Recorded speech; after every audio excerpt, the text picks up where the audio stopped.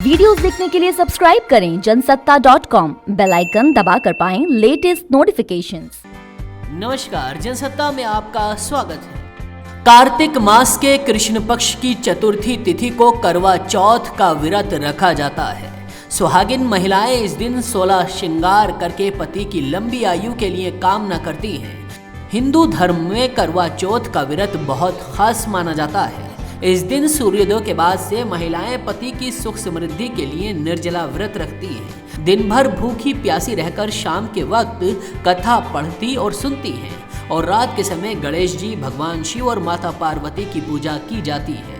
इसके बाद चंद्रोदय के साथ चांद के दर्शन करके पूजन करती हैं और चांद को अर्घ देकर पति के हाथों से जल ग्रहण करती हैं। इस बार करवा चौथ 24 अक्टूबर रविवार को है।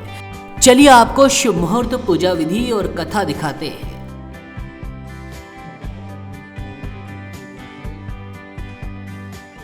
ज्योतिषाचार्य के अनुसार 5 साल बाद फिर से इस करवा चौथ पर शुभ योग बन रहा है। करवा चौथ पर इस बार रोहिणी नक्षत्र में पूजन होगा और रविवार का दिन होने की वजह से सूर्य देव का भी व्रती महिलाओं को आशीर्वाद प्राप्त होगा। कृष्ण पक्ष की चतुर्थी तिथि 24 अक्टूबर रविवार को सुबह 3:01 पर शुरू होगी, जो अगले दिन 25 अक्टूबर को सुबह 5:43 तक रहेगी। इस दिन चांद निकलने का वक्त 8:11 पर है। पूजन के लिए शुभ मुहूर्त 24 अक्टूबर को शाम 6:55 से 8:51 तक रहेगा।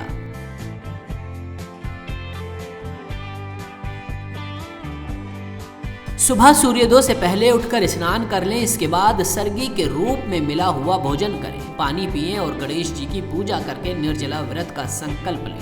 इसके बाद शाम तक ना तो कुछ खाना है और ना ही पीना है।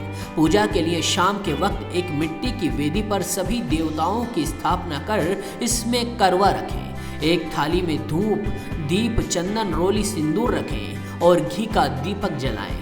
पूजा चांद निकलने के 1 घंटे पहले शुरू कर दें। इसके बाद चांद के दर्शन कर व्रत खोलें।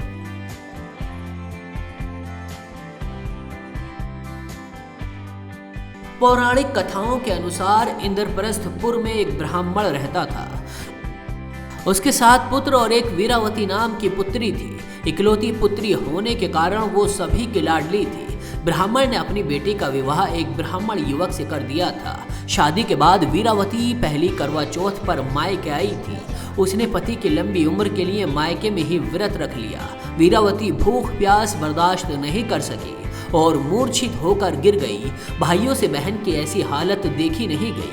बहन की हालत देख भाइयों ने उसका व्रत खुलवाने की सोची। उन्होंने एक दीपक जलाकर पेड़ के पीछे छलनी में रख दिया और बहन को बोला कि चांद निकल आया है। वीरावती ने छत पर जाकर चंद्र दर्शन किए और पूजा पाठ के बाद नीचे आकर खाना खाने बैठ गई। तभी उसकी ससुराल से उसके पति की खबर आई। वीरावती भागी भागी वहां पहुंची।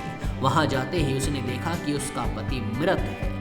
पति को इस हालत में देखकर वो व्याकुल होकर रोने लगी।